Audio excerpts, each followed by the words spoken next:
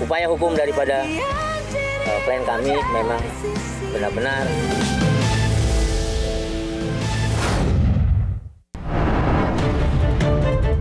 Marsyanda alami krisis ekonomi karena punya berbagai penyakit. Marsyanda baru-baru ini mengejutkan publik dengan pengakuan pilunya. Janda Ben Kasyafani itu kini tengah mengalami krisis keuangan lantaran sakit yang dideritanya.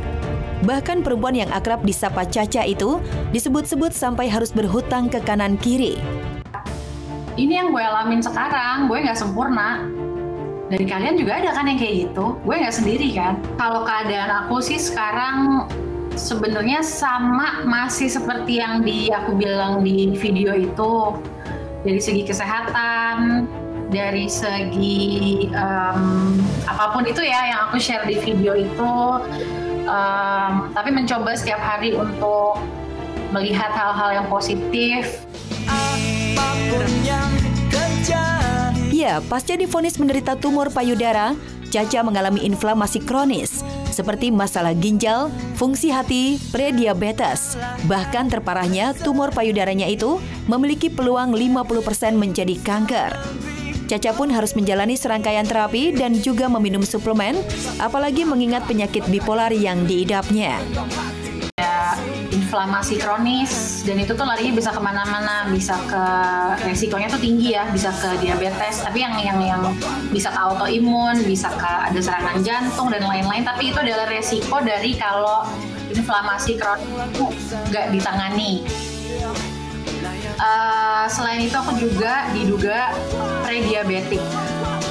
Terus udah gitu aku juga dibilang oleh dokterku punya permasalahan dengan ginjal, fungsi hati aku tidak maksimal, fungsi hati aku itu menurun, dan juga tumor payudara yang aku miliki itu punya kemungkinan 50% itu kanker. Itu kondisi yang aku miliki sekarang.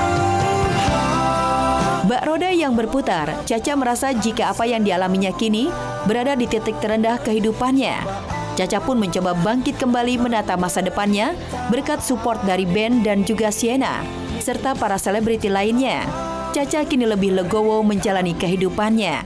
Aku sulit secara finansial itu aku sudah atasi itu gitu loh. Jadi aku dalam kata lain tanggung jawab yang harus aku jalankan itu aku sudah kembalikan ke orangnya. Cuman aku pengen cerita gitu loh. Aku pernah sampai kayak gitu dan aku sendiri pun nggak nyangka gitu bahwa oh bisa seperti ini ya gitu. Oh ternyata tuh hidup itu ya benar kata orang gitu ya, roda berputar gitu kan.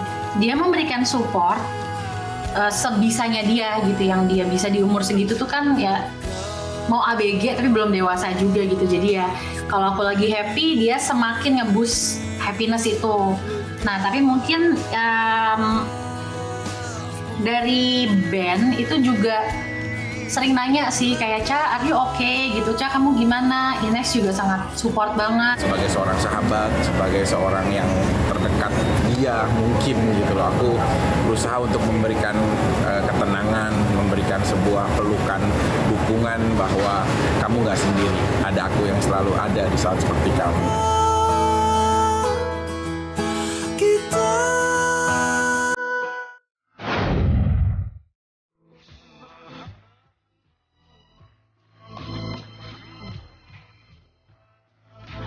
Abizar, putra mendiang Ustadz Jeffrey Al-Bukhari, baru-baru ini kembali mencuri perhatian publik. Pemuda 22 tahun itu seolah meneruskan jejak sang ayah yang merupakan pendakwah kondang. Hal ini terlihat dari unggahan akun sosial media miliknya. Sembari melantunkan selawat Nabi, Abizar tampak menuntun ratusan narapidana di Lapas Sukamiskin Bandung untuk mengikutinya.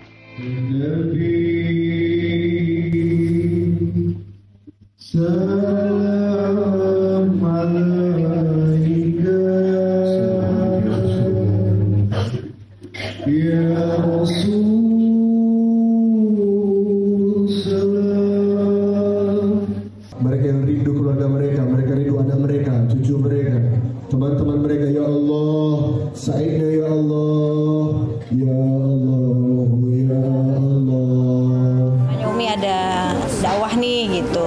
Terus ada permintaan suruh ngajak anaknya katanya gitu, mau nggak gitu. Ya udah yuk bismillah. Nah, terus dia ngajak temen, maksudnya Ustadz Alfi itu yang meranin jadi uji waktu di Hijrah Cinta. Pas nggak ada acara juga, ya udah akhirnya ikutlah gitu. Di sana selesai saya tausiah, si Abi di akhir dia muhasabah, dia ngajakin bersolawat, ngajakin zikir, doa gitu ya. Ya udah gitu. Pengalaman pertama ini pun membuat Abizar takjub. Tidak hanya para narapidana yang senang, Abizar pun juga demikian. Bahkan, Umi Pipik yang berada di dekatnya pun dapat merasakan jika sang putra dapatkan banyak pengalaman yang berharga. Baru hari ini, dan bahkan bukan hanya sebatas dia sendiri takjub, banyak dia mudahannya. Pokoknya kalau saya tanya, ya senang gitu, senang aja gitu kan. Dia sempat nangis juga kan gitu, sempat nangis. Saya lihat, saya merhatiin dia sih, dia agak gemetar ya, nangis gitu, pegang dada. Tentunya apa yang dilakukan Abizar ini pun membuat Umi Pipik bangga sekaligus terharu. Pasalnya dakwah tersebut atas dasar ajakan Umi Pipik pada Abizar. Sebagai orang tua tunggal, Umi Pipik pun berharap kelak Abizar dapat mengikuti jejak mendiang sang ayah, meskipun kini lebih fokus pada dunia hiburan. Umi Pipik yakin jika sang putra menjadi orang yang bermanfaat bagi sesama. Kita nggak ada kalimat nggak berhasil untuk mendidik anak. Saat dia bisa mengajak orang gitu, di saat itu kan udah, maksudnya gini, dakwah itu kan kita bisa dengan model apapun ya gitu. Ya, kalian ngobrol sama ada temen ngobrol minta solusi aja, kalian memberikan solusi yang baik, itu sudah menjadi jalan dakwahnya kalian kan gitu. Ya, otomatis saya merasa, oh ini harta saya nih gitu. Ini harta saya.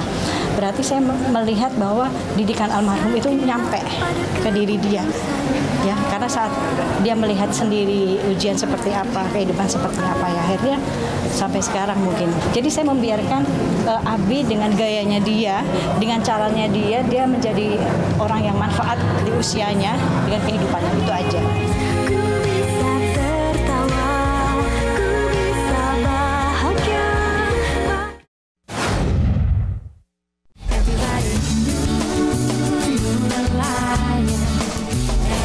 Ketahuan sudah mengkhianati mahligai pernikahannya dengan Inara Rusli.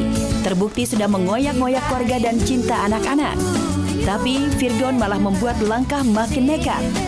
Enggan meminta maaf pada Inara Rusli, tapi malah bersemangat menjatuhkan talak. Langkah Virgon membuat sakit hati Inara Rusli tak terperi lagi.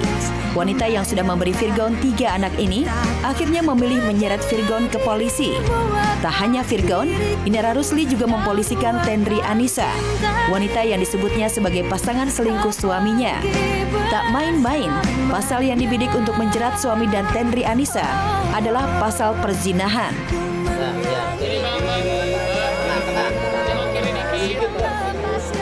Bahwa upaya hukum daripada klien kami memang benar-benar sudah dilakukan.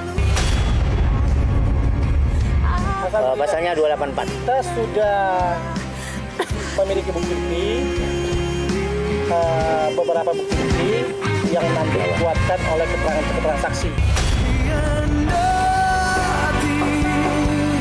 Tak hanya mengklaim punya bukti-bukti kuat, tapi saksi-saksi juga lengkap terkait tindak perselingkuhan dan bahkan perzinahan Virgon dan Tendri Anissa.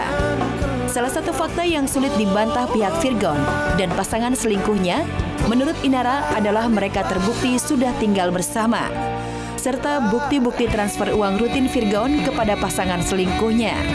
Iya, memang itu teman saya, teman kita, teman kita. Orang mereka jalan bertiga di situ, saya tahu, sama gitarisnya ini juga kan, Virgon. Tapi kan di situ saya dapat informasi bahwa dia betul ngekos di sana gitu. Ya kan dia punya rumah, kenapa nggak pulang ke rumah?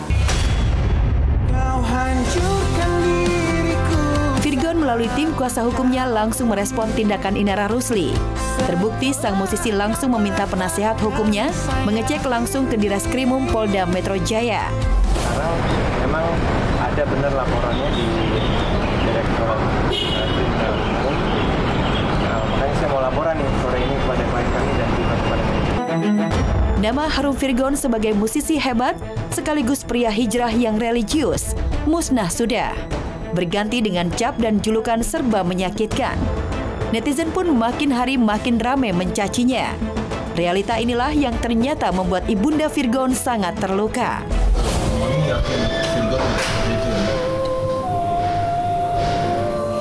Aku bilang sama mereka, aku hancur. Biar gimana kan itu anakku. Ya kan?